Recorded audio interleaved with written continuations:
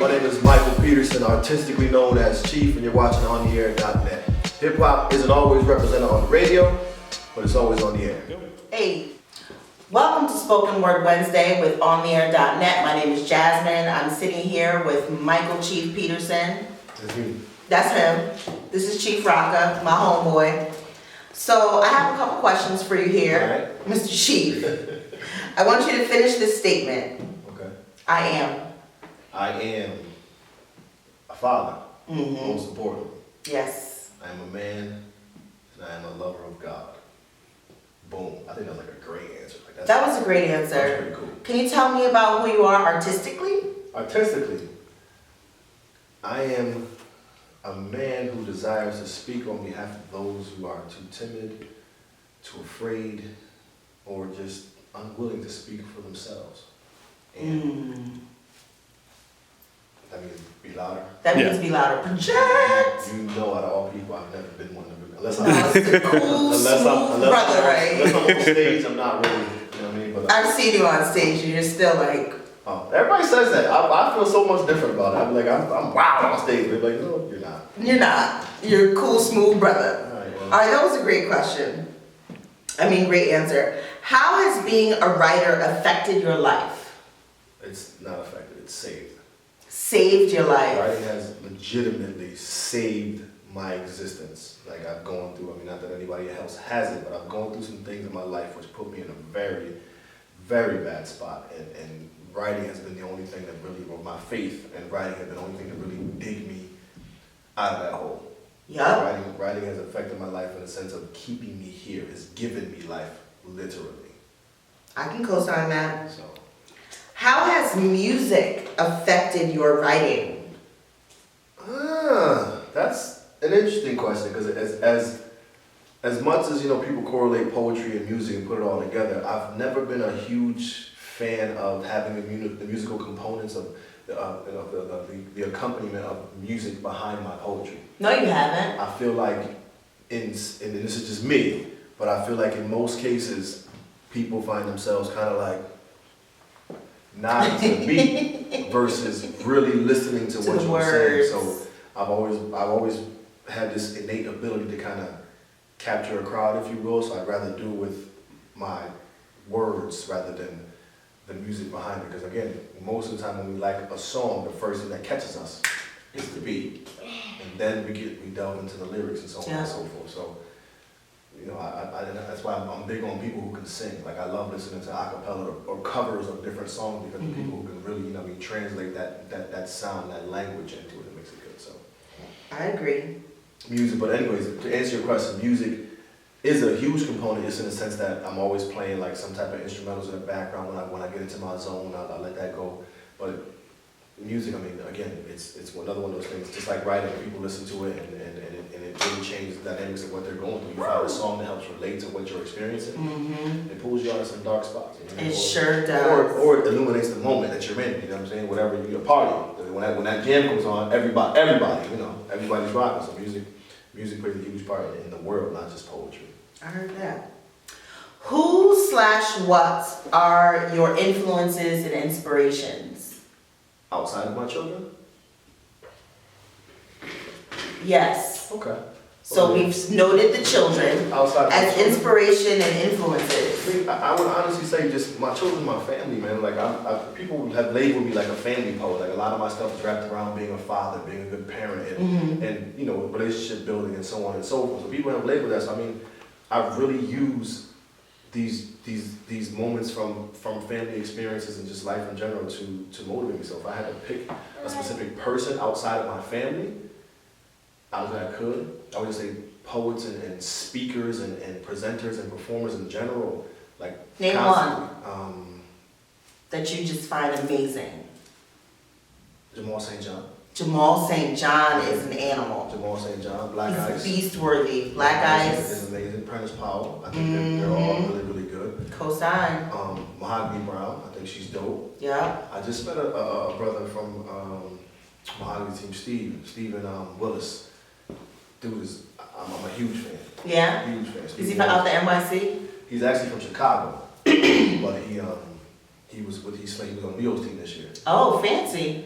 And I posted one of the poems on my page. I'll tag you when I get back to my page. Check it out. What is your Facebook page, Chief? Michael Chief Peterson is my page.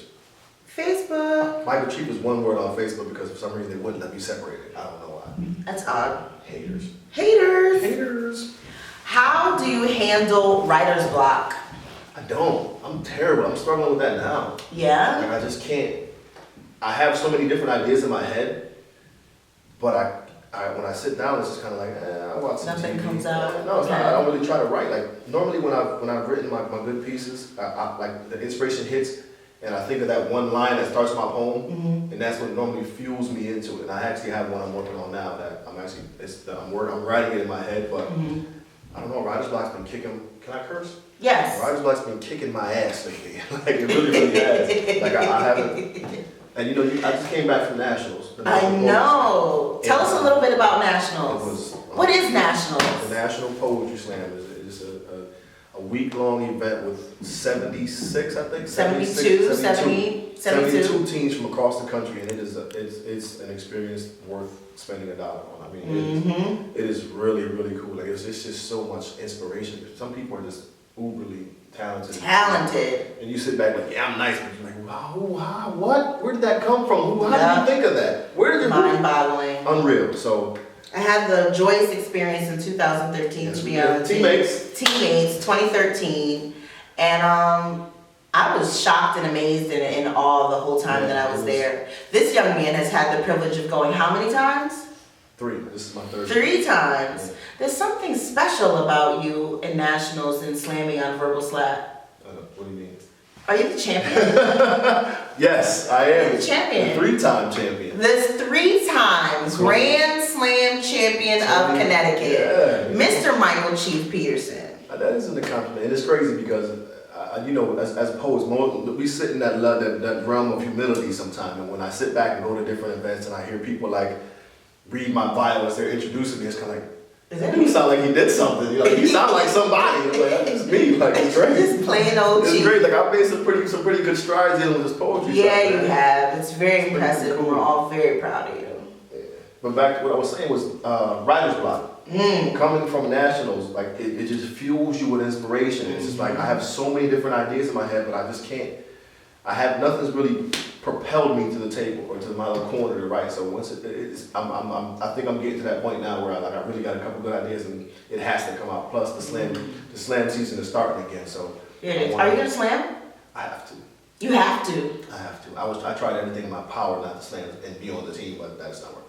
So I have to slam again because I want to be on the slam team. I enjoy being on the slam team. It's not about winning the slam again, being Right. the national, being the Grand Slam champion. It's more about being a part of that team. It's just It's so much fun. And we fought more than we wrote this year. But we You guys did. came out on top, We though. fought. I mean, we argued every time we met, but we were able to put it aside and get it done. So That's it's what's up. awesome, man. All right, next question. Okay. This one's kind of deep. Oh. What is the measure of success for a poem? Like, how do you know that you wrote a successful poem? I think it's just in a matter of finding that one person in the room who gets something from it. Right? It doesn't really matter if the whole crowd goes wild, if no one claps. Like, your objective is to express yourself and say the things that this person couldn't. And I've been in a situation where at X venue, poems rock. At B venue, not so much. But at the B venue, that one person in the back comes up like, yo, I've been trying to say that my whole life, blah, blah, blah, blah, blah. Right. And it's kind of like, it's just, it justifies everything. Like, I didn't write it for you, I wrote it for me, but the fact that it helps you is, again, why I wrote it per se. But again, I wrote it for me to help me release, but with the intent of being able to relate to someone else's experience. So I like something that you just said, of that you wrote it for yourself to release whatever was cumbersome upon you. I mean, most of my writing stems from personal experiences, something that's happened in life. Like, some people get great ideas and are able to expand on those and expound on those. It's just not my thing. Like, I'm more so something, has to be something I've gone through or I've witnessed or seen or something that's close to me. I have that connection to that makes me write. Like, I've rarely gone off of just like a great idea. Those poems don't really work out for me. They don't really, like, I think I got a good idea and it's like, I'm not really connected to it. You can try. Yeah, but see, the prime example, I was contacted by ESPN last year when Derek Jeter was retiring, and they asked me to write a poem for on Derek Jeter's legacy.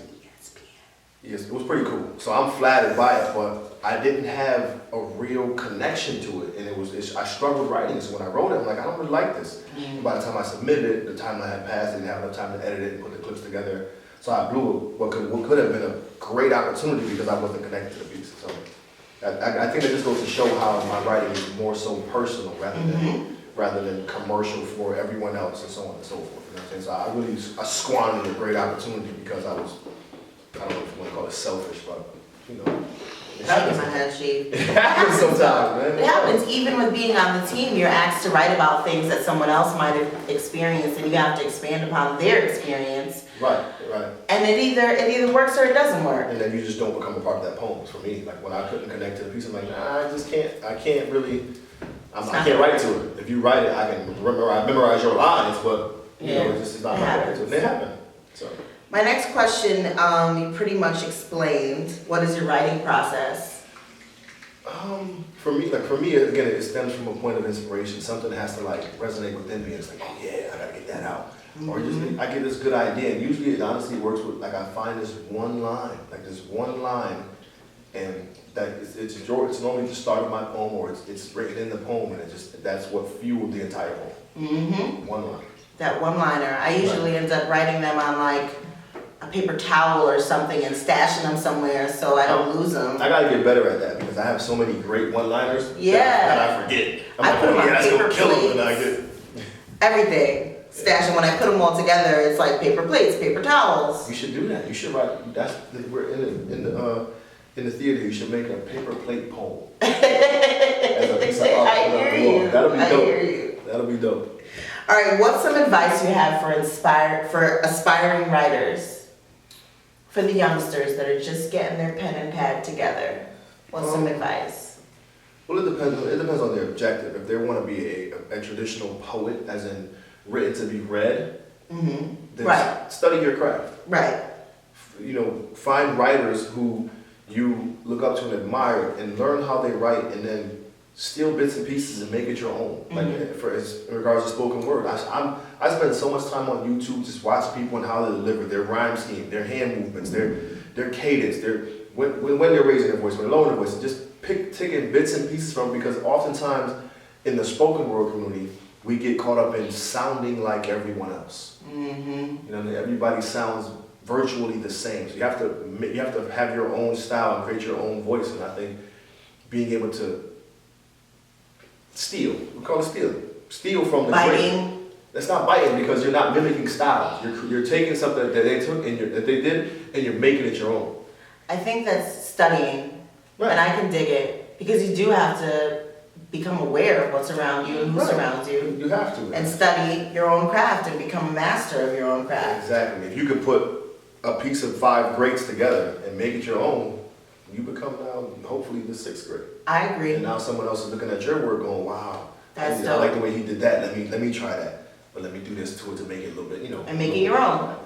I dig it. That's so I think the message would be to aspiring poets is to study your craft. If you're serious about it, study your craft and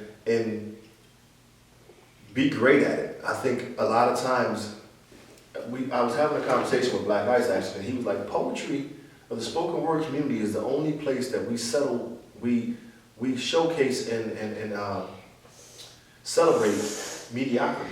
Because let's be real, in the spoken word community, in the competitive spoken word community, And it is competitive. in the poetry slam effort, there's a lot of poets who don't necessarily live to the caliber of other poets, but they still get the same reward.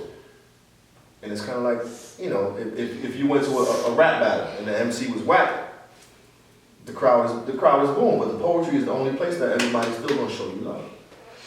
And it is mediocrity. And I'm just about being the best at whatever it is you decide to put your energy into. Now, I may not be great at a lot of things, but I'm good at a whole bunch of stuff, and that's just, you know, that's how, I mean, it's real. I mean, I may not be great at a lot of things, but I'm good at a bunch of stuff, because if I put my energy into it, I'm going to try to be the best I can be at it, at least for that moment. Right. So. I hear you. Aspiring, last question. Okay. Can you highlight some of your future or current projects that you're working on? Oh man, well, I think the, I can't tell you one.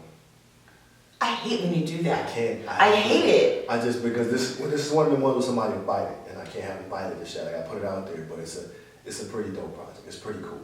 Yeah, I'm very excited about it. Very excited about it. But, all right, well, his mysterious project yeah, it's that really cool. maybe we'll highlight when you're ready. It's really cool. Tell me what's going on Thursday. Thursday, I'm featuring on Lexus Versus and Flow with the legendary Black Ice and Prentice Powell. Oh, we're doing a piece. It's gonna be dope. I'm crazy, hella excited about it. It's just such a like. What's the name of it? It's called Hashtag. It's called Hashtag. It's called Hashtag. That sounds really familiar. It's a poem that Who wrote it? that I wrote. Hey, this guy. I shared it and they wrote to it as well. And we kind of meshed them. We kind of fused them together, and it's basically wrapped around, exactly wrapped around the whole Black Lives Matter movement. It airs on Thursday at 10 o'clock on TV1. It's cool. We got Jussie Smollett from Empire on there singing. You're so beautiful. So it was real cute. You gotta love this guy. It was real cool, man. It was such a dope experience. But that's one of the projects that I actually worked on. That's gonna air on Thursday. Hopefully, some great things come from that. Yes, sir. Put it out there. I'm in the Claim process it. of working with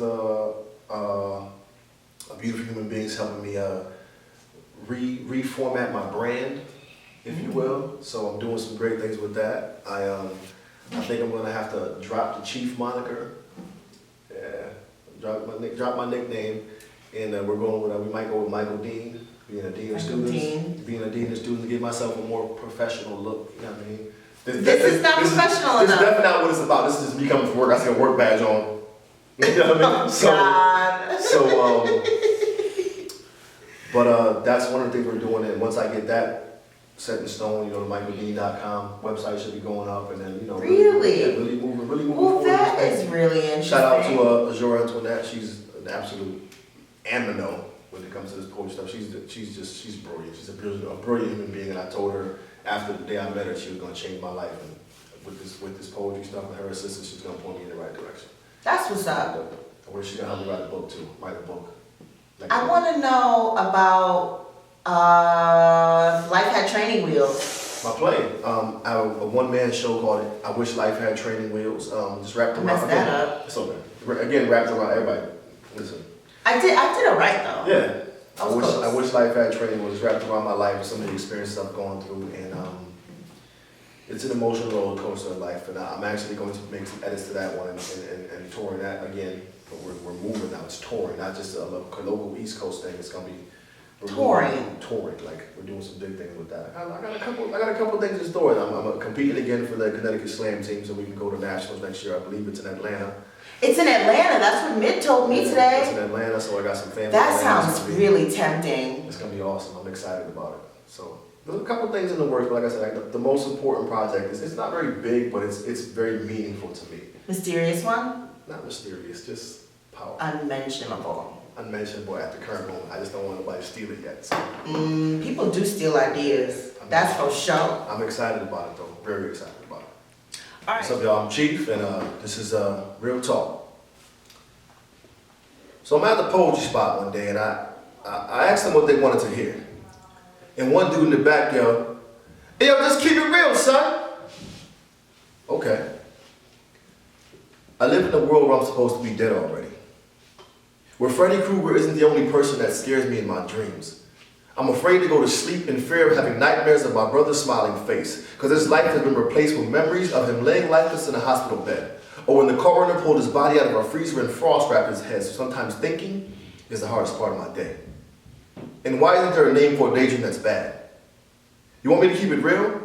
There's one bodega in my hood that sells liquor to kids, 2 barbershops that sell drugs, 3 middle siblings that are now the only child, 4 little girls crying for their fathers, 5 gunshots every night, 6 million ways to die, and 7 7-year-olds that get sent to 7-Eleven at 11 to buy Lucky 7 scratch tickets, yeah. Try saying that 3 times fast, and by the time you're finished, another adolescent will be killed over Skittles. So, riddle me this. What do you call a parent that sent their 17-year-old child to the store? Heartbroken. You want me to keep it real? I got students that eat breakfast, lunch, and dinner during 6th period calf in school. They're so used to eating sleep for supper that they nap before bed as an appetizer. And if they swallow that food for thought during English class, that will be dessert. So the question isn't if the glasses half full or half empty, it's who's going to drink what's left in it. So they have something that washed down that full-course meal of imagination, so some feel incarceration is the only guaranteed way to get 3 meals a day. But hey, man's got to eat. I live in a place where pain grows from the streets, but wait, this is real talk. There's no metaphors. But have you ever met a 4-year-old with chlamydia? I have. And we all know how she got it. Mommy's new boyfriend couldn't keep his damn hands to himself, but that's what happened when daddy's not around. So now there's more little girls that slit their wrists but aren't trying to commit suicide. They just need some attention. And even more little boys that have felt an erection before they could have one of their own. If E.T. can phone home, then why the hell couldn't daddy? Speaking of phone, I once called a mother to tell her that her daughter got caught having sex in the school basement. True story. Mom said, "Oh my God, are you serious? I don't have time to deal with this, and I'm at work." Call her father, and hung up on me. And you're shocked she hung up on me? I'm happy her father's in her life. I got 2 friends with a girlfriend and a wife and kids from them both. One that had twins outside of his marriage, got divorced, found out the twins aren't even his, got back with his wife, they adopted those twins, and now they're one happy family. I guess it's what you call a catch-22. When you're hiding a lie that ends up becoming a truth, so you adopt that lie to become your reality. So I guess 2 wrongs do make it right. So now the question is he a good man or a dog? Or does the candle burn on both ends? And is judging me or my friend even worth it? And before you pass judgment, make sure that you're perfect, because you asked me to keep it real, yet suddenly you want to judge me? I'm the kid that grew up believing no one ever loved me. The ugly duckling, Cinderella with no Prince Charming or glass slipper. There's absent parents and 2 mean sisters, born to be acquitted like daddy. There's a black man in the background, a caddy. Never a hole in one except in my sock, or in my t-shirt that was handed out from my sister. I wish for many things like a best friend, the exterminator, or having heat in the house. What you know about blowing out the candles on your birthday cake and then using them to light your room at night? Every day in my life is a fight, but somehow I live. I live to fight another day. Shit just got real. It's something you'll never hear me say. It didn't just get real. It's always been this way. But you asked me to keep it real, and I'm just trying to save a soul through a pen. So please, tell me, where the hell have you been?